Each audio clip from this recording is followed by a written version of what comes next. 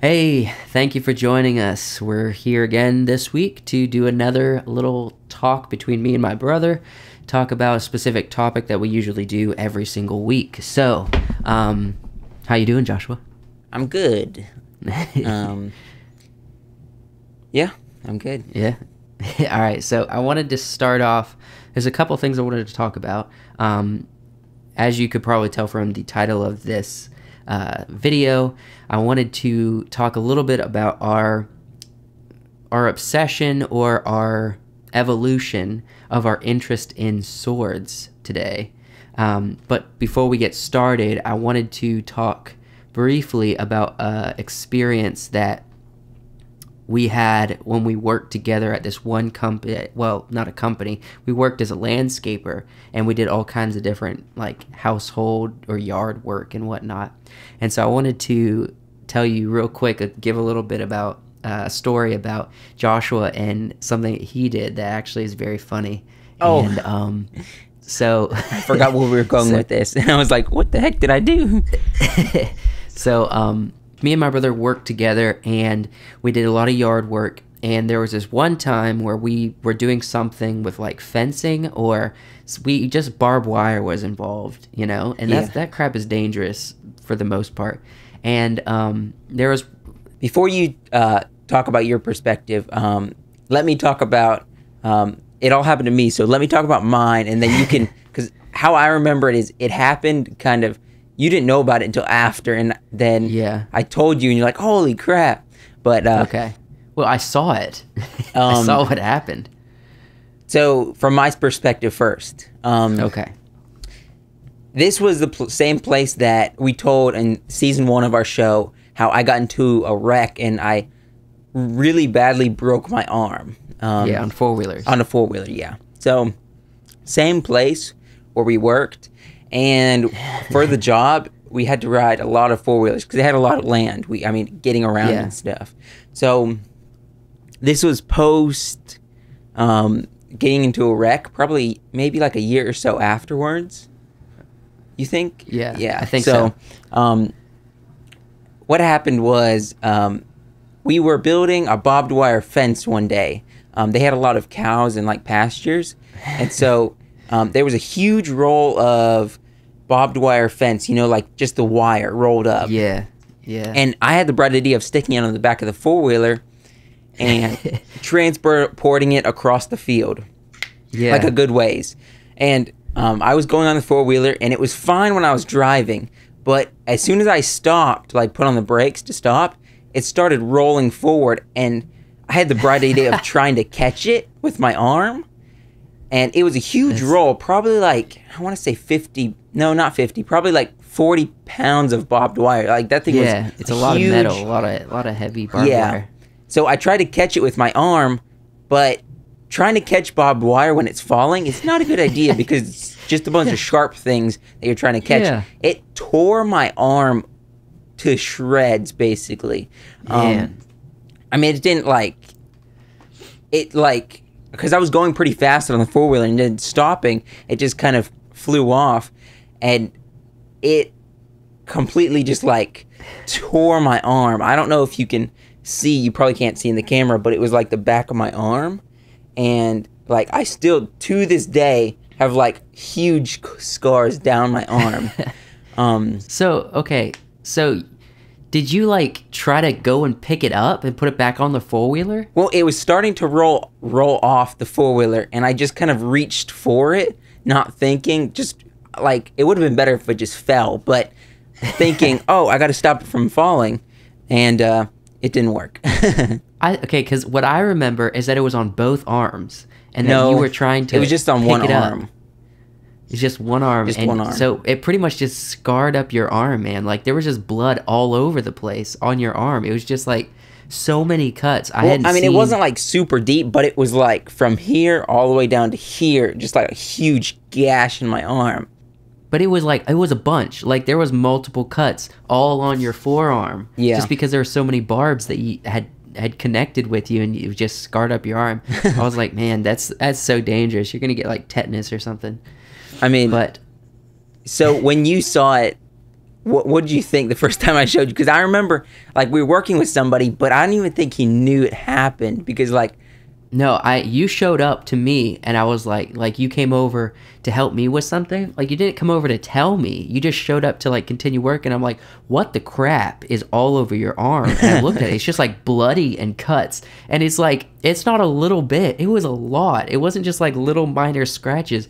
There were like some serious blood going on with these. It looked like you had just gotten in a fight with like a pit bull or something, man. I mean, it looked rough, and I was like, what the crap happened? He's like, oh, I remember it as you saying like you tried to pick up barbed wire or something. No, but it was just you were catching it from falling off the four-wheeler. Falling off the four-wheeler. So, but man, like that, and I don't my even think instant thought was like, Joshua has done something.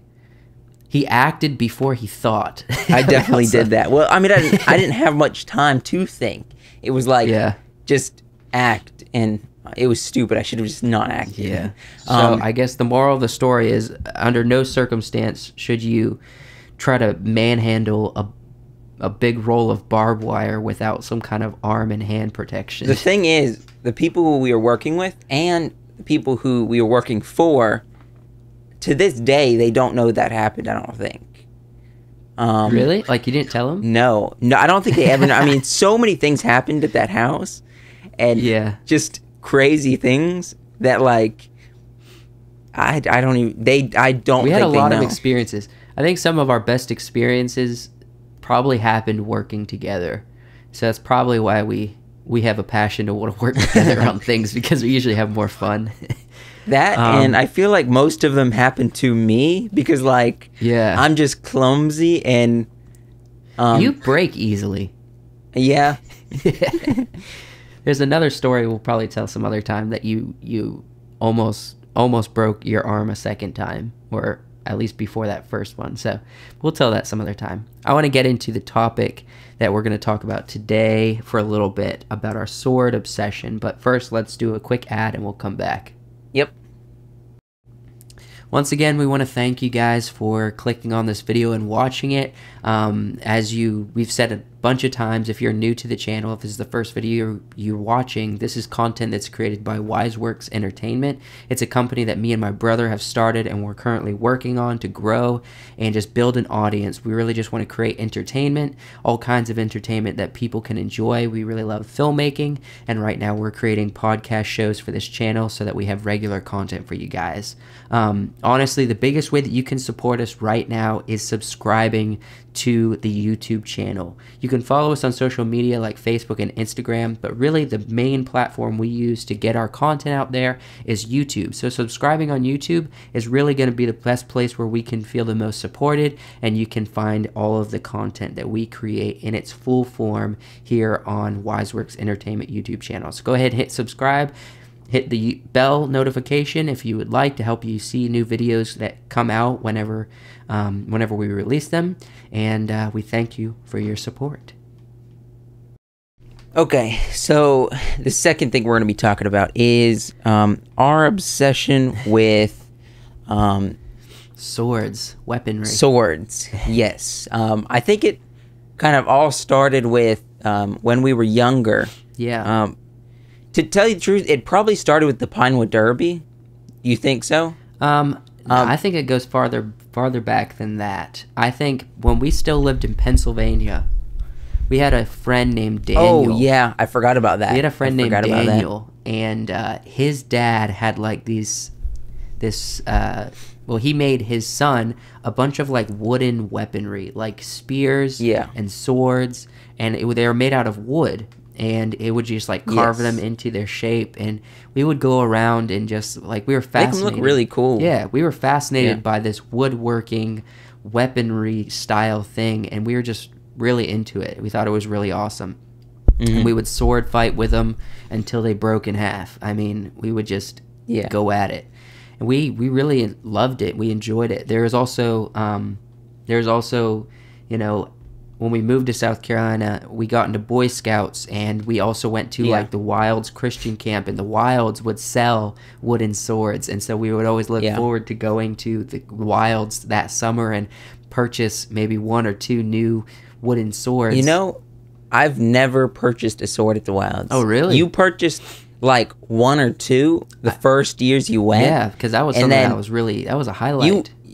You went a year before me because you're older, and then I kind of like the sword you got. I played with, and I never purchased one because I'm like, oh, we already have all the kind of swords they sell there, and we can make better ones ourselves. Yeah, we got to the point, like you were saying, with the derby, where in Boy Scouts we would have to wood shape and create these little derby cars that we would race in Boy Scouts. For Pinewood Derby. Yeah, the Pinewood Derby. So that got us into kind of woodworking, and we would make our own swords and weaponry. Yeah, we made like axes, and we would make swords specifically. I don't know why we never like monetize, or not monetize, but like compensation for this, because we could that would be a good business. We still could. Heck.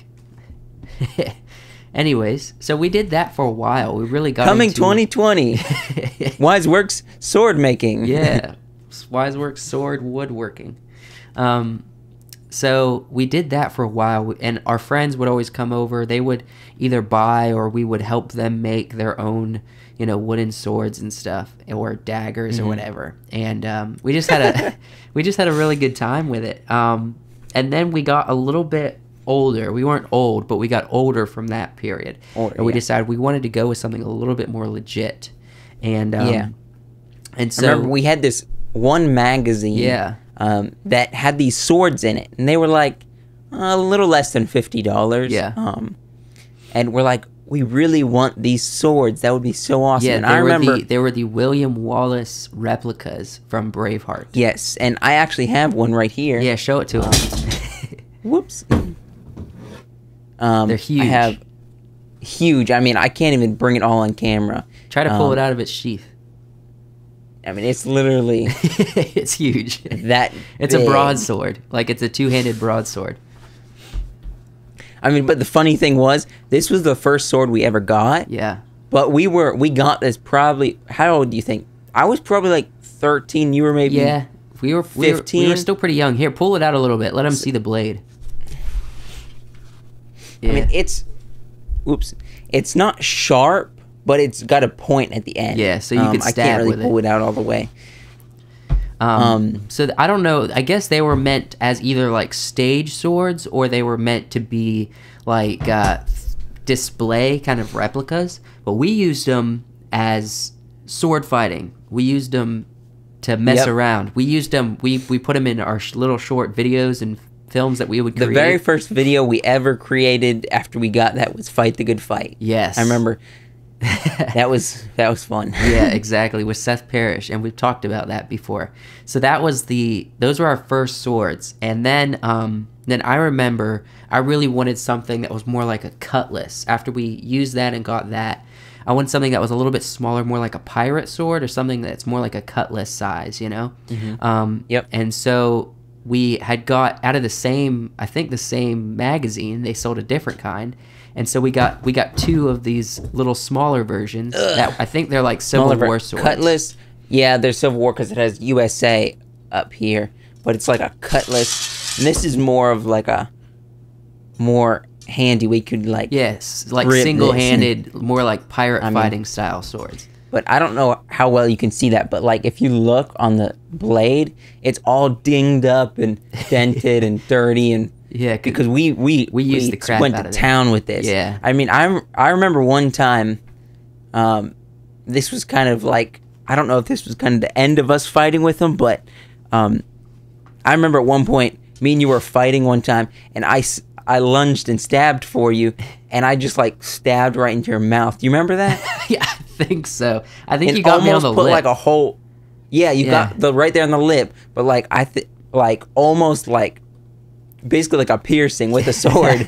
Yeah, it scared me a little bit, but we weren't afraid of just like fighting, even though they had like sharp tips. We just went at it, we just would go after it. And whenever we bought those two swords, we bought two of them because we knew we both needed one. And so we just really, we would fight. Our friends loved it. Like, they would come over and we would make videos, or we would just mess around and play like pirates or just something crazy, and just have these actual like metal like rockin' looking swords, and we would just play around with it. So the last sword that I want to show you is the last one I got, and you didn't get one of these. I kept it because this is probably one of my favorite, I think just because of the way it looks. It's smaller, and I have it here, and it's sort of like a one-handed sword here, and it's probably about 3 feet long, and I really love this thing. This was the last one I got, and I would just mess around. Like, this one inspired me in a lot of ways. This one made me feel like I was something out of, Lord of the Rings or whatever. It says made in Pakistan, so I guess it was made in Pakistan. But I liked it. I liked the way it was a little bit more lightweight, and it has like a really solid wooden handle and metal handle. And so that was the last one we got. But what are some of your memories that you have? Some of your better memories that maybe we haven't talked about before involving these swords? I mean, just making like a ton of films with them. That was probably something that got us into filmmaking a little bit. I mean, we talked about doing Boy Scouts and doing that cinematography merit badge. That initially got us into it. Yeah. But having the swords and the props, that's why we loved them so much, because we had props for our films. Yeah. Films that even like we would never release, but I still have it deep into a hard drive somewhere. Yeah. That like us way back in our little crouton days, just like swinging these huge broadswords. Much like those broadswords were bigger than us at the time, man. I mean, just imagine like 11, 12, 13, and 14-year-olds with these huge broadswords, swinging them, filming it with like just like Gears of War, Lord of the Rings, soundtracks, and Pirates of the Caribbean soundtracks behind it. Yeah. Us just making these crazy videos that are just like if you watched it today, it almost, not that they're TikToks, but almost like kids these days making TikToks, but like we did this way before that was popular. We use like Windows just making Movie ridiculous Maker. Stuff. We use Windows Movie Maker, like the most simplest editing software that they had, and we just put these little things together. And it was such a good time. There was one video that we created. I don't know if we talked about this. We had to do a remake of it, but there was one video that we made with our friend Jake that we deleted as soon as we finished it because we were told we had to. It was essentially like with the broadsword. At the end of it, we beheaded our friend Jake, and we had like a fake head, and we put a bag over his head, and we did just a couple camera angles to make it look like we just like cut this dude's head off and made like his head roll off a log, and and it looked pretty cool, I guess, for the time, and we used our broadsword to do it. But as soon as we finished it, we had to delete it because my mom was like, it just looks too real. I don't want Jake's mom to freak out and to think that we're doing something crazy, and like it just felt violent. And so she's like, we have to delete it. So Jake was very disappointed because he was so proud of it. And so we decided we were going to do a remake of the same thing. We're just not going to have the beheading. We were going to do something different to end the video. And and so we did it, and I think you still have it somewhere. Maybe. Actually, no. That video I don't. I have some videos of Jake, but that video I don't. I don't know where some of our videos went, but anyway, we enjoyed that one for a little while, similar to what we've enjoyed Fight the Good Fight and whatnot.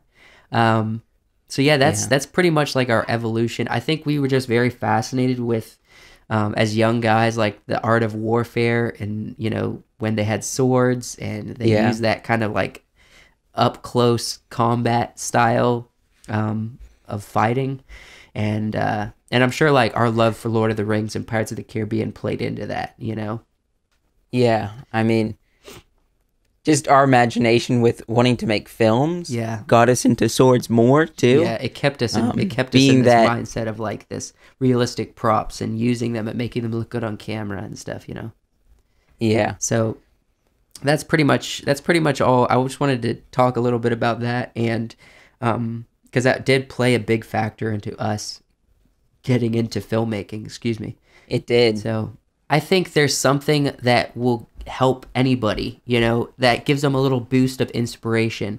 And so for like me, when I was younger, when I really was growing my passion for making films, it was a lot of just me like walking around in the woods with a sword in my hand and thinking about like scenes from movies or thinking about stories. And it was like a very center point of inspiration for getting into this genre of career, you know? And so I definitely. think our sword interest played a big part in that. And then, you know, it gave us a lot of bonding time with our friends. It gave us a lot of really cool experiences. We learned a lot about swords and whatnot in the process. And so yeah, that was just something we wanted to share. And I hope you guys enjoyed it. Yep. So yeah, we'll pretty much close out this video, I guess. And don't forget to subscribe to the channel, like the video if you enjoyed our conversation, and leave a comment. Let us know something that maybe if you're a filmmaker, you do something creative, what inspiration that you pulled from when you got into your career. All right. Thank you guys for watching. Okay. And we'll see you next time. Yeah.